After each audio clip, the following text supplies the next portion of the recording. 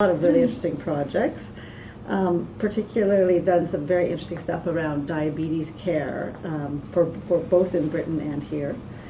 She has her PhD in epidemiology at McMaster, and her dissertation was awarded the Outstanding Thesis Award.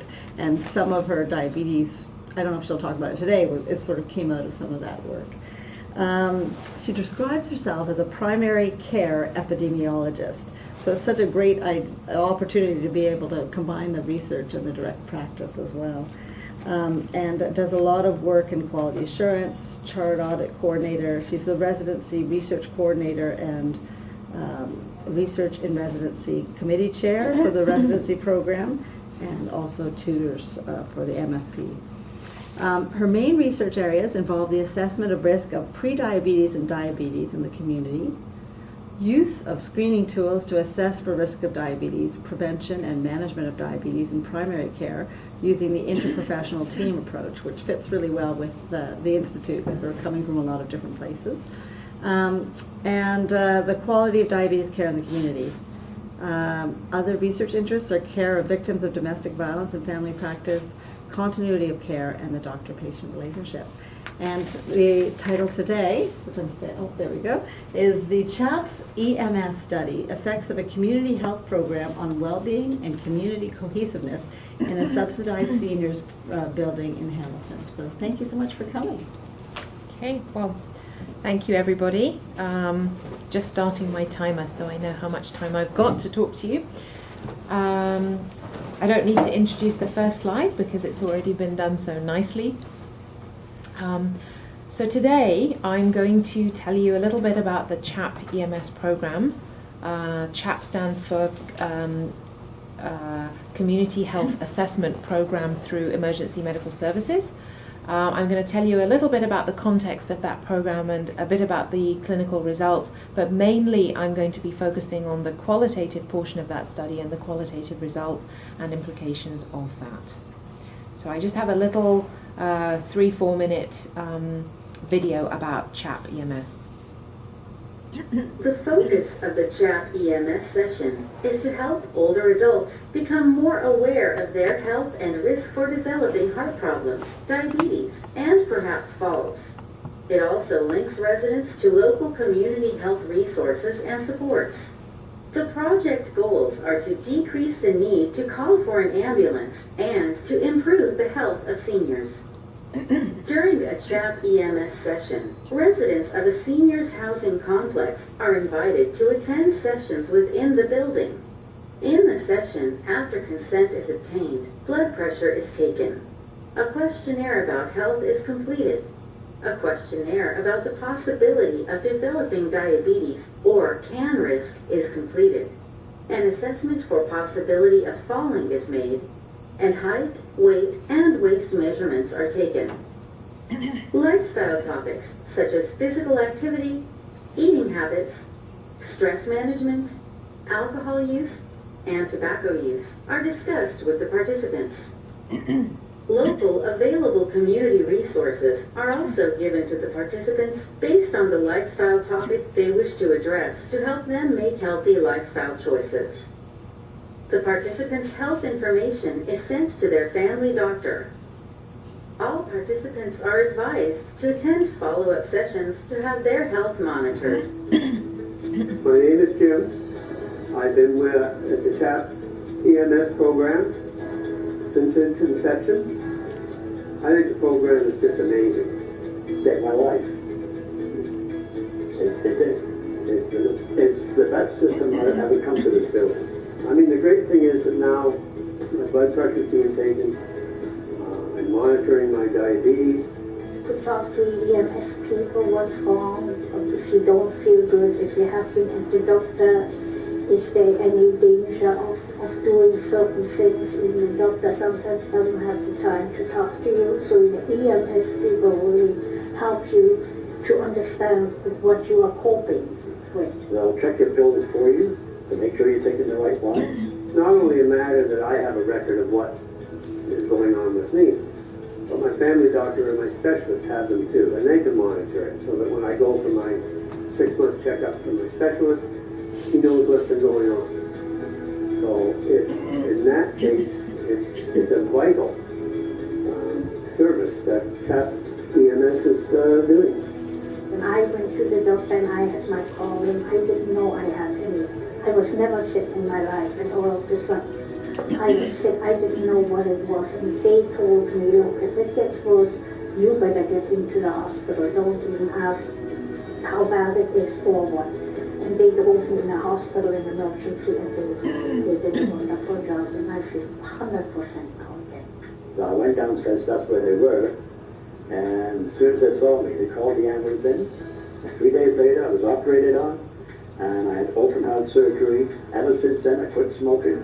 It's been the best thing that's ever happened to this community. The people come down, it's not only just the testing and the advice they give, but it's almost become a social event for some of the tenants in the building.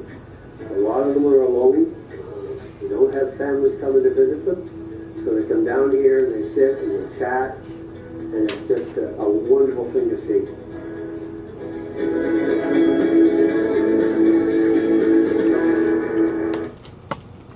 Okay, so that was actually taken from a training module that we had developed for training EMS staff who staff our program. So it did explain quite nicely about what the CHAP-EMS program is. It's community-based health promotion and disease prevention we actually use accommodated trained paramedics. Accommodated means that those are paramedics who are injured or they're off sick, so they're not able to work in their regular duties, so they're actually trained and they're working with the CHAP-EMS. And this program, it's in multiple buildings all over Ontario now, but when we started, and what I'm going to talk about is the one building where we did start the program in, we always put the program in urban locations, but in seniors apartment complex buildings, and those apartment buildings are subsidized. So those are seniors who have a low socioeconomic status, or they have income issues, and the rent is subsidized for them in those particular buildings. And we partner with local housing, public health, and CCAC as well. So just quickly, this one slide is going to explain in that pilot building what were our results. We did about 1,300 visits, and we had about 80 participants, or 79 participants, who attended those sessions in that one building, and that was actually 40% of the residents in that building who came down and attended those sessions, which ran for a year, once a week. The average age of participants was around 72. The majority, of course, were age 65 and older, and of course the majority were female. We know that this is very commensurate with the literature. And we found our clinical results were that after 1 year, CHAP-EMS was effective in decreasing the average blood pressure, and that was significant. We were effective in altering lifestyle factors such as risk of diabetes, and we were also effective in decreasing the 911 calls from that building by 25%. Now, those were the clinical results. So it made us think that, CHAP-EMS program has potential for lots of cost savings for EMS and also for health changes in those individuals. So that's what we know about CHAP-EMS so far. But we were hypothesizing that CHAP-EMS could have other effects, other unintended effects, if you like. And you notice on that little video, one of the individuals commented on how the social aspects of the program were quite important too. So we thought that CHAP-EMS could probably have some effect on social isolation and support and connectedness in those individuals in the building too. So let's just, this is basically what I'm going to talk about, the social aspects of the program. So social isolation has been defined in the literature as lack of integration of individuals into groups or a wider social environment, an absence of a meaningful and sustained communication, having minimal contact with family or other groups, and it's more of an objective state. It has also been in the literature associated with poorer health status and poor health-related quality of life. Social support is a slightly different concept. It's the concept of helping individuals maintain health and prevent disease. It helps in older adults in coping with their medical problems if they have more support. And The lack of social support can be linked to depression and poorer mental health, we know, in older adults. The concept of social connectedness is the presence or absence of ties. There is a subjective component involved in here. It includes the size and frequency that individuals interact with their social network, making social and emotional connections with individuals in their community, and evidence also suggests that social connectedness is important in the feeling of empowerment and control that older adults have in their lives. So we were thinking that social connectedness, support and isolation are very important concepts, especially in this older adult population, and that would provide a framework for us to help understand our CHAP-EMS program and its potential effects and indirect effects, if you like, because these were unintended effects. We didn't set out to do anything with the social setup in the building, but maybe we did. We did something.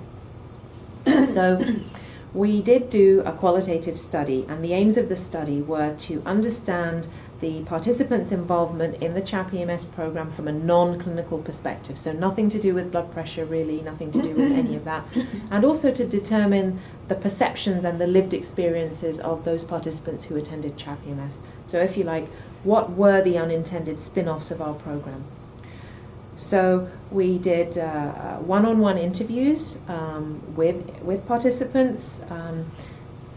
Anybody who was included in the interviews had to be living in the building and had to have attended the CHAP-EMS program, which was for older adults who were 55 and older. The way we did it was we invited participants after they had attended the CHAP-EMS session to come to a one-on-one interview. Interviews were private. They were offered in either the participant's home within the building or within a private area, which was a kind of common private area. Of course, we consented individuals. We digitally recorded everything and we transcribed everything as well. And yes, we collected some demographic information about the people we interviewed as well. We tried to use open-ended questions, and we tried to be very open and ask participants to describe what their experiences with CHAP-EMS were. We did follow an interview guide. This was our loose interview guide, asking about how the program impacted their use of the family doctor, of the emergency room, of other healthcare providers, of 911, of their lifestyle, whether it had helped them access community services, what they found least or most valuable about the program, why they participated, how often they went. So fairly sort of general questions. We chose to use a thematic analysis approach because this was more flexible for us and could be applicable to multiple theoretical paradigms when we were analyzing our data. We chose an inductive data-driven approach to the analysis. This allowed us to really immerse ourselves in the data, generate themes from our data, have discussions among coders, and then once we had developed our coding framework from the data, go back to the data and check that it was accurate and it was appropriate and it reflected what the data was telling us. So we were able to interview 15 individuals. We found that after we had interviewed around 15 individuals, we were getting the same kinds of answers, so we felt that we had achieved saturation in our qualitative sampling. We had 9 females and 6 males. The ages ranged from about 63 to 89. 3 individuals had a spouse they lived with. 13 individuals had actually attended the program for a fairly long time, so about 2 years. 12 individuals had high blood pressure, and most of them had some kind of chronic health condition such as diabetes or lung disease or something like that. So when we analyzed our data, we were able to identify 5 themes, and these are the themes, and what I'm going to do now is I'm going to present each theme with some quotes from the individuals to explain the theme a bit more in detail for you. So the first theme was the concept of filling some kind of gap that adults perceived in the healthcare.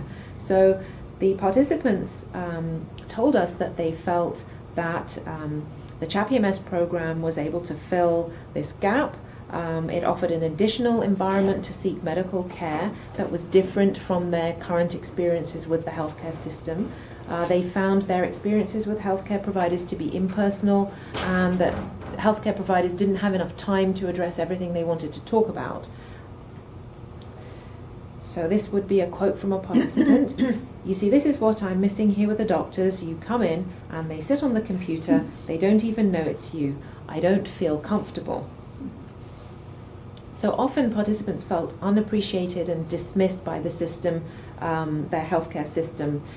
Also because many of them were not high healthcare users and they just felt totally dismissed. And CHAP-EMS offered an alternative for their interactions in other areas of healthcare that fulfilled their particular needs.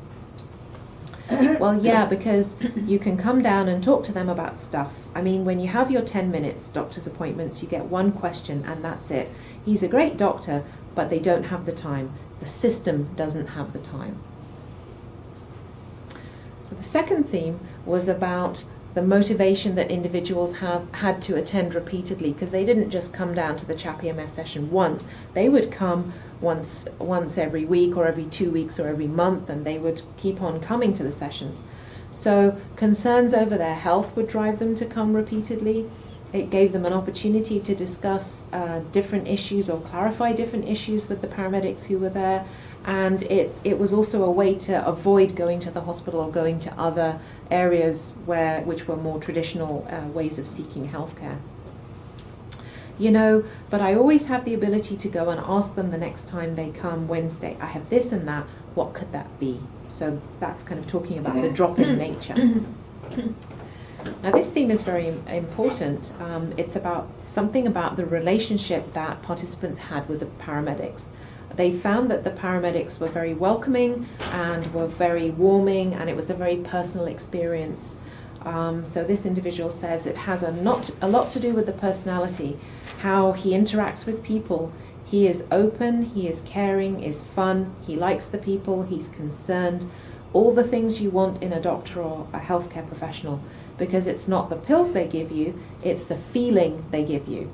I just love that quote. I think it's fantastic. Another individual said, I'm still in it, yeah, because it gives us something to look forward to on a Wednesday. Crazy, eh?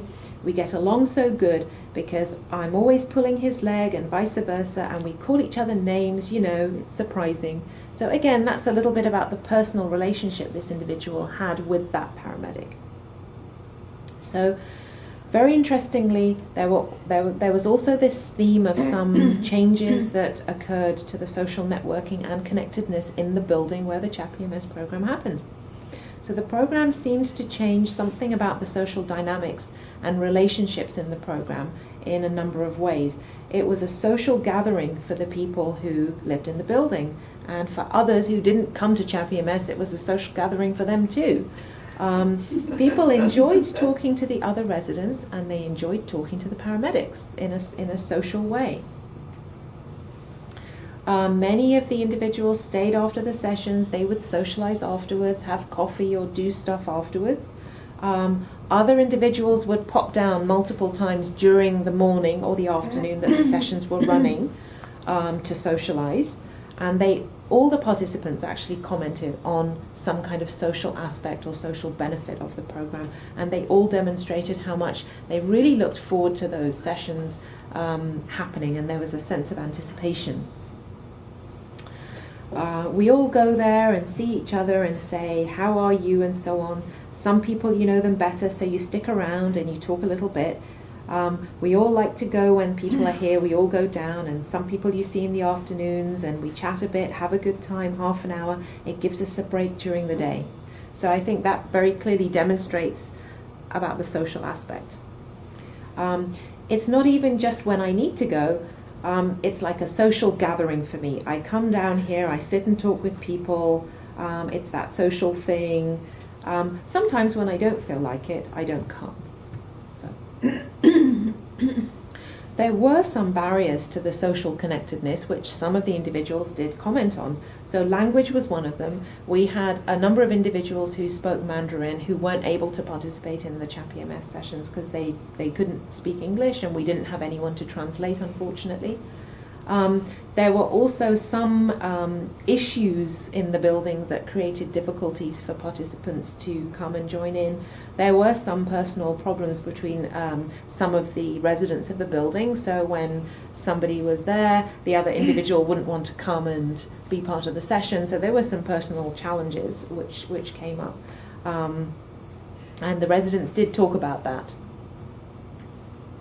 However, largely CHAP-EMS sessions did offer the opportunity to become involved socially in the building in some way without having to commit to something bigger, like, you know, joining a bingo group or joining a movie appreciation group or something if people didn't want to.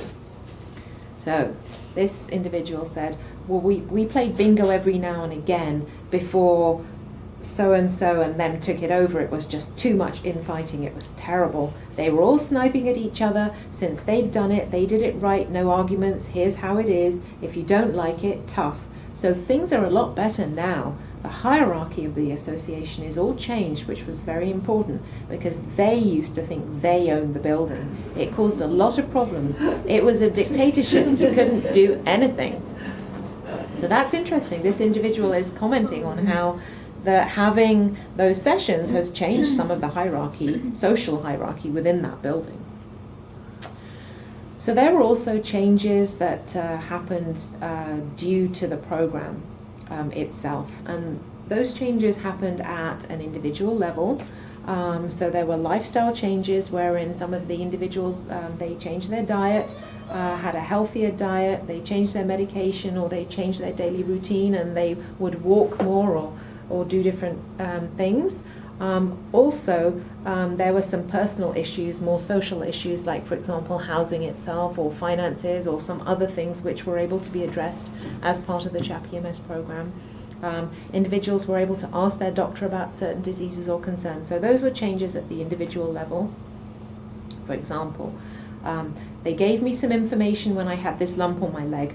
I thought it was just part of the process, but he wanted me to get it checked, so I did. But I wouldn't have gone if he didn't tell me to do it. So an example, I think one of the two of them on the video were talking about how they had serious things and the paramedics helped them to access the medical care for their serious conditions. Individuals became more informed about their own health and their own diseases or chronic conditions, and they were more aware of their health problems. As well as the lifestyle changes, they experienced personal changes. So they felt more empowered, more in control of their health, more in control of their problems, and just more able to make changes themselves. It was certainly a cohesive experience. It brought the residents together. They valued the information that was passed on to the family doctor, because after the sessions, the paramedics we would actually fax information to the family doctor so they could be informed about everything that the participants had gone through. Participants really valued the fact that this information was being conveyed to their family doctor. When it comes to your prescriptions, they check you, they make sure you're taking the right prescriptions. If you're not, your doctor's notified right away, which I like. I think that's a good idea. They were made more aware of their health, made me more aware of my blood pressure. We went out and bought a good blood pressure monitor so we can check. So in that sense, it's helped. And once again, I'm curious. I want an understanding of why it goes up and down. So, that's an example of somebody feeling a little bit more empowered. They went and did something. They're now monitoring something that they didn't do previously. So, I'm going to spend a fair bit of time on the discussion about the program. So I want to kind of think about a little bit specifically, what did CHAP-EMS offer the residents in the building, and how does this fit in with existing research that we know about social theory and those concepts that I presented at the beginning. So we can think about CHAP-EMS as a source of social capital and support.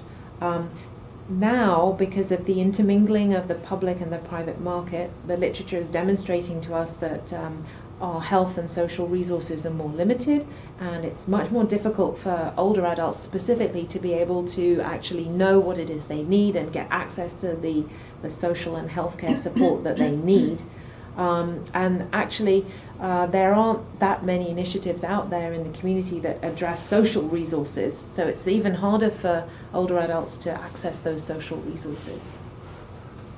So CHAP-EMS, if you like, was able to provide an alternative social capital. So what that means is that those individuals that we had targeted by putting the program into a subsidized housing building, those were the individuals who are more likely to need the state support, the financial support, have more health problems because of who they are.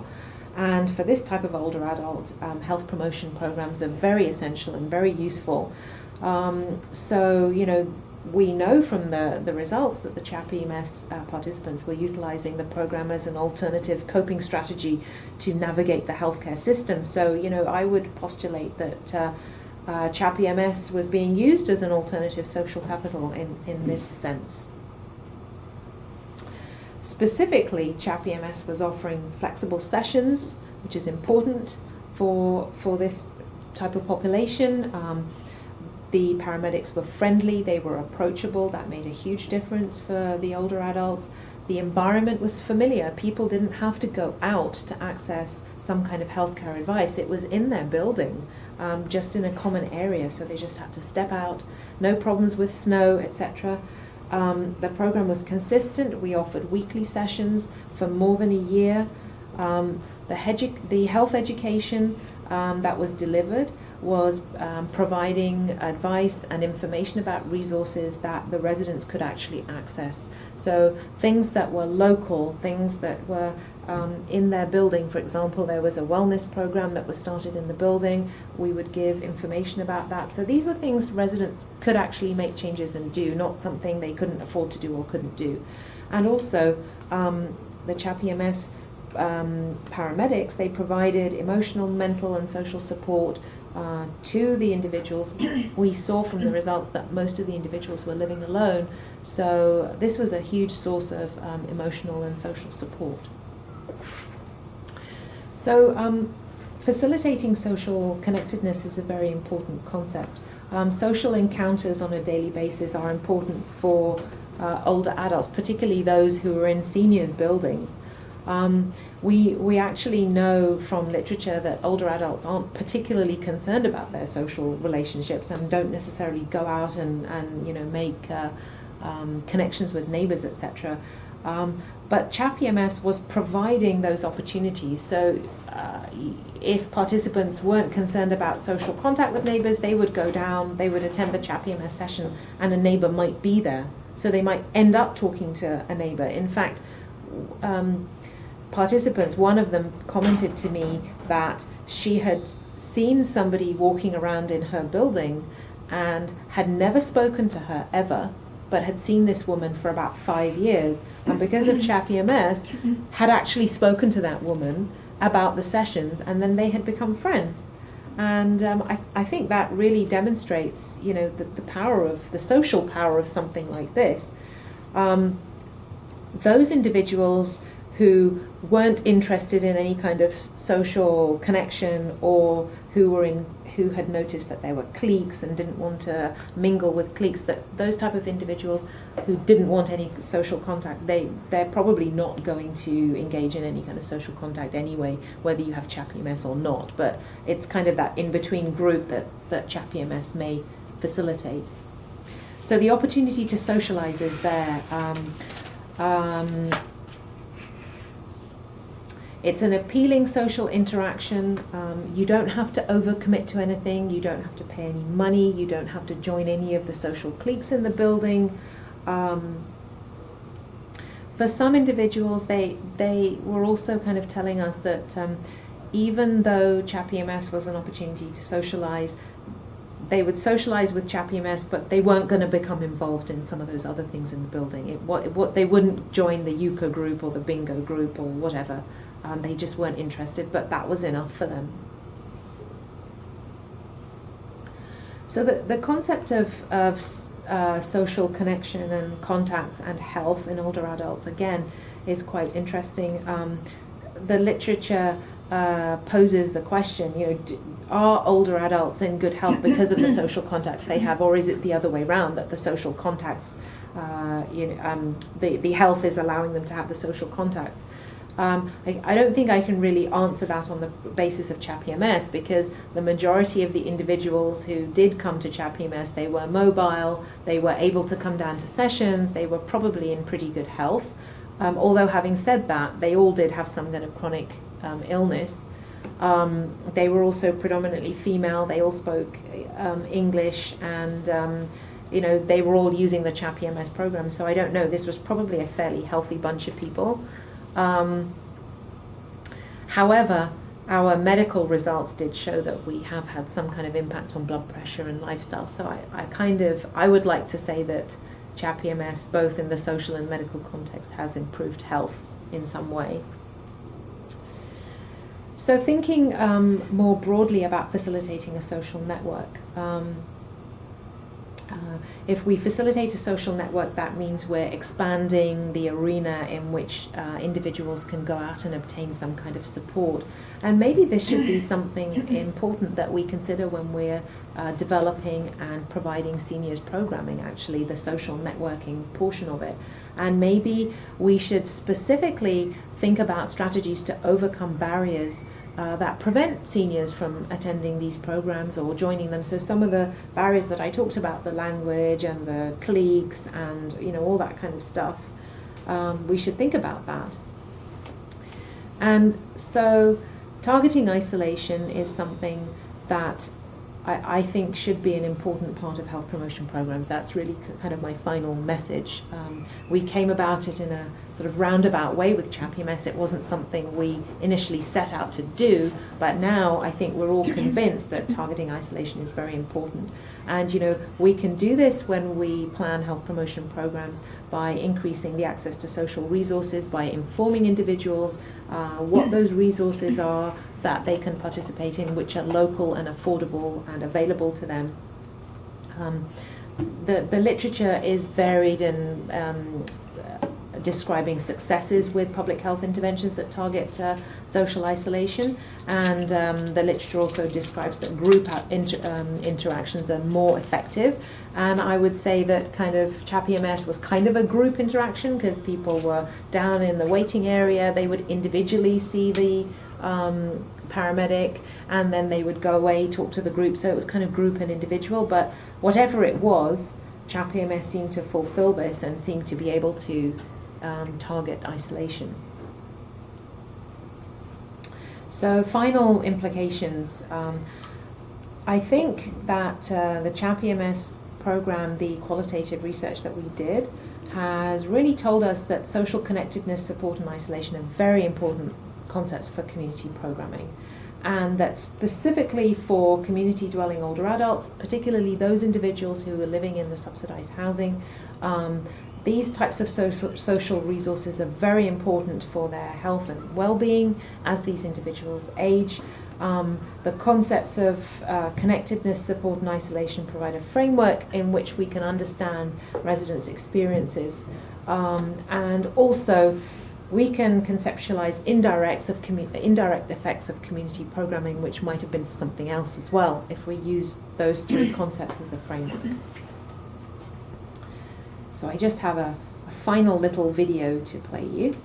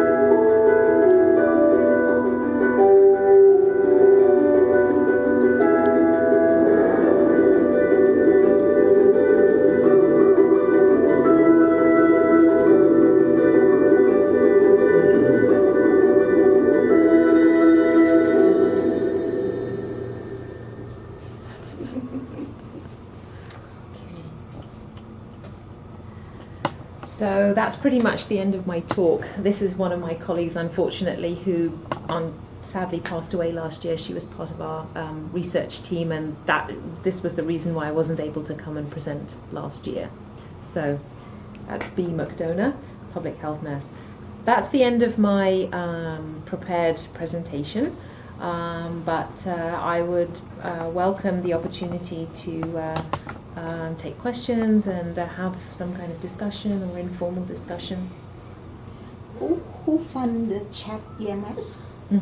So Who's the one who fund the finance? Yeah, so when we started the CHAP-EMS program in this pilot building that I've been telling you everything about, we didn't have any funding. We did it without funding. The Department of Family Medicine at McMaster, we gave our time and our resources for free to set up and help build the program. My time was just given in kind. And because we were working with Hamilton EMS, we were not using paramedics who were staffing ambulances and going on the road. We were using those paramedics who were modified duties. So these, usually it was women who were pregnant, or it was individuals who'd had back injuries or some kind of injuries which meant that they couldn't actually go out on the road. They couldn't lift the stretchers and do the heavy duty work that they would be required to do as part of regular duties. So what happens in those circumstances in most EMS services is that those individuals are made to do some kind of modified work. Usually it's administrative work, or it can be cleaning duties, or it can be filing, and it can be quite menial and unmeaningful to them. So these individuals were being paid, because when you're modified you get paid, but instead of doing that they were staffing our program for half a day a week. So wonderful. Yeah, so we actually did that without Very any efficient. funding. It's actually a very low cost method of delivering community programming, engaging the community, and also getting parties together to discuss these things. Yeah. You can generate benefit from something that's not too productive into more deliverable, with an aim that is huge and still can be upgraded. Absolutely, yeah. So Yeah. per week visit, how many paramedics attended each of the senior subsidized buildings? So per building, we recommend that 2 paramedics staff the sessions, although we have now expanded this program. So this talk is based on 1 building in Hamilton. We now have 5 buildings in Hamilton. We have 4 buildings in York Region. We have 3 buildings in Guelph. We have 2 buildings in Sudbury and 2 buildings in Simcoe. So it's kind of gone all around now. So the way that different paramedic services are staffing it is slightly different, but usually they will have a pair of paramedics, so there'll be 2. And in some of the areas, they've just because of their local resources, they've been able to offer more paramedics to staff it. So they might have 3. So they'll have 2. Like I think in that video I showed you just at the end, that was actually Guelph. So they had 2 people actually taking readings and discussing risk factors with participants, and then there was 1 outside who was kind of corralling people into the waiting area. And you coordinate the whole thing? Yeah, so we're the central research team. What we do is we train individuals. We've developed a training program which is online, and it consists of 12 modules, and the paramedics are able to go through that training. And then, because paramedics are not really, their professional training doesn't set them up to do any health promotion or disease prevention. This is a new field for them. Yeah. They're all about acute care and dealing with acute emergencies. So this is a sidestep for them as a profession, right? Yeah. So we train them, and that's what we coordinate with the research department, and then we have a CHAP-EMS database which we load on a laptop. We train them in taking validated blood pressure readings and We tell them which blood pressure cuff to buy. There's a particular one that in family medicine, family doctors will understand. It's recommended by the Canadian Hypertension Society. So we're kind of the management system behind everything, and we hold hands with the paramedic services and help them, get the program going. Do you build relationship in terms of transferring the data obtained by the paramedic to each of that physician from the member of the nursing home? Yeah, so of course every participant, when they join in the program, they have to consent. So they consent to having their family doctor notified about the result. If they don't want that, we don't have to notify the family doctor. But the data has been taken by paramedic, which Yes. is useful because Yeah. that is weekly, such as blood pressure, Yeah. rather than one time in 2-3 months visiting Right. the doctor. Blood Yeah. pressure should be taken more often. Of course. So is this accumulation of the data is handed over Yeah. to the doctor? Yeah. So what happens is we give reports to the family physician every 2 months, 2 to 3 months, Oh, and the report will say, well, your patient last attended on this date. They've been in the program for this many months, and the last blood pressure reading was this, but the mean blood pressure reading has been this over the past whatever months. Yeah. And your patient did a diabetes risk assessment. The CAN risk score was this. Based on the score, we recommend that you take this action, and then it will recommend what needs to be done. And then we'll also recommend action based on the TUGS test, which is an assessment to assess for risk of falls. We also, the paramedics will also send individuals to the appropriate resources. So if somebody is identified as having a risk of falls, they'll be sent to the Community Care Access Centre to have a proper assessment with an OT, for example. So they also do stuff. But yes, the family doctor is notified of all that information. It will be good also if, I assume, a university has lots of video. Maybe it can be revised into a more simple thing, because the senior may not have that good knowledge as academic standing. When the paramedic came, maybe after the session ends, they can run a video for a particular illness or ailment, about how to prevent from falling, for example, how to taking care of nutrition for diabetes. Yeah, yeah. A simple one, a short one, and then discuss it with the paramedic. It will increase their knowledge. Yeah. So- and they so may they're- state complain about the food in the building, which is not according to that recommendation in the nutrition, and this keep going on and on to make their life better. Relate to the to the dining hall of the nursing home and so on. Can I ask a question? And you would be a good person to answer this question, being a family practitioner.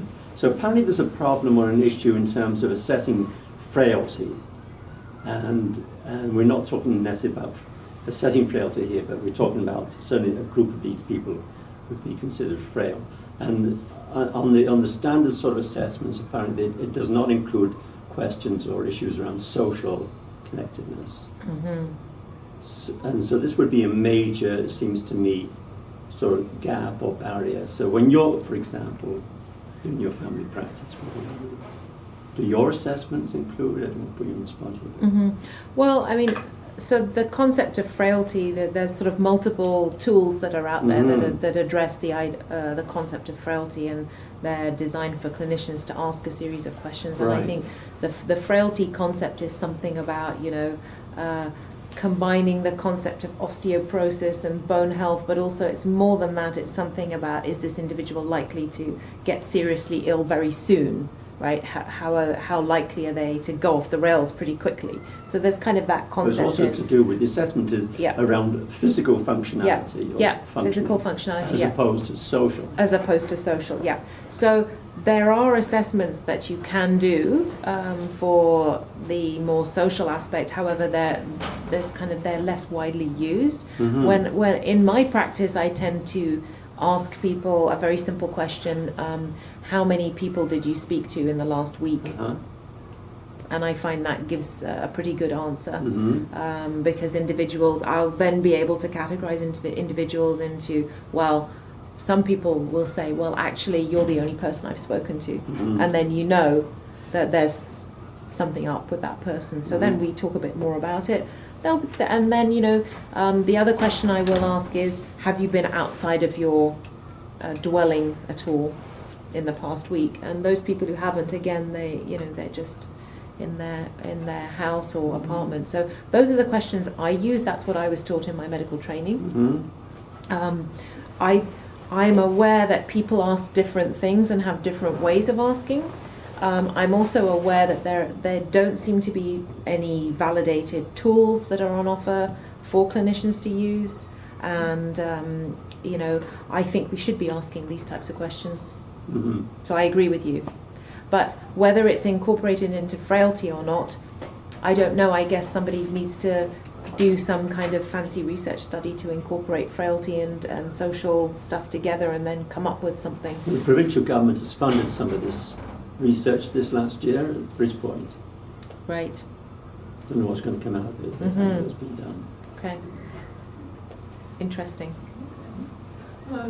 I was just thinking that it seems like there are a lot of people that don't necessarily live in seniors' buildings. It could be any age that are not getting that much satisfaction out of the medical system, that might need sort of like a second person to go and talk to about their healthcare needs, whether it's a nurse practitioner or, just as some direction as to where to go next. So, we have thought about expanding this program in other settings. It's a flexible program. It doesn't have to be in a seniors, subsidized seniors housing building. It's just that's what we've decided to target at the moment, primarily because when you look at the healthcare resource utilization and you look at 911 calls, how this all started was that the 911 calls were coming from particular subsidized housing buildings. And so when we look actually in different areas, it's the same story. There are particular buildings where there's a very high proportion of 911 calls. But your point is very well taken. In Hamilton, we are now expanding into a different neighbourhood community area, and we are not putting the program into a subsidized housing building. And actually, we're not using paramedics to staff it. We're actually using volunteers who are community lay workers who we're going to train, who have particular language skills which are going to be appropriate for that community, and we're going to put the program into a community centre like a rec centre. And what the paramedics' role in that will be to supervise those volunteers. So if there's a kind of semi-medical emergency or something's happening, then the paramedic will be available on the phone, or they might be available at the beginning or at the end of the sessions. So that's a slightly different iteration of this CHAP-EMS, but it's certainly something that is possible to do, and it doesn't have to be in a seniors building. Is anybody in Toronto trying to do that? Yes, so we have actually partnered with Toronto EMS.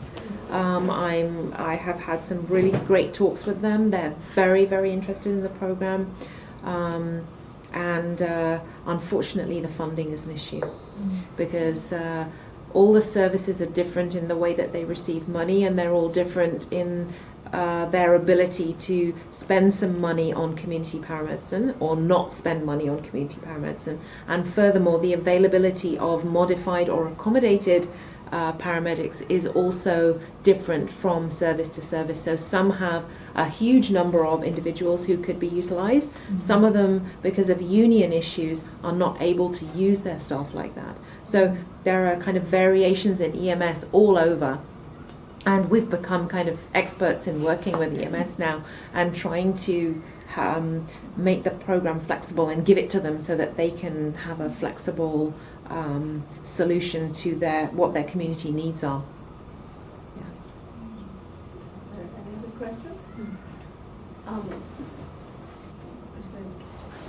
First of all, I want to say it's a brilliant program. I was totally wowed by the incredible, I'm sure it doesn't feel simple, but simplicity of providing care in these high-risk high-risk population groups. And I really appreciate your insight into the social impact of it, because the first thing I saw on the presentation with the video is like, oh wow, what a great, they were talking a lot about those social issues straight off the bat. Mm-hmm. So I think you did a brilliant job, and we really appreciate it. Well, thank you. We have a little token of our appreciation.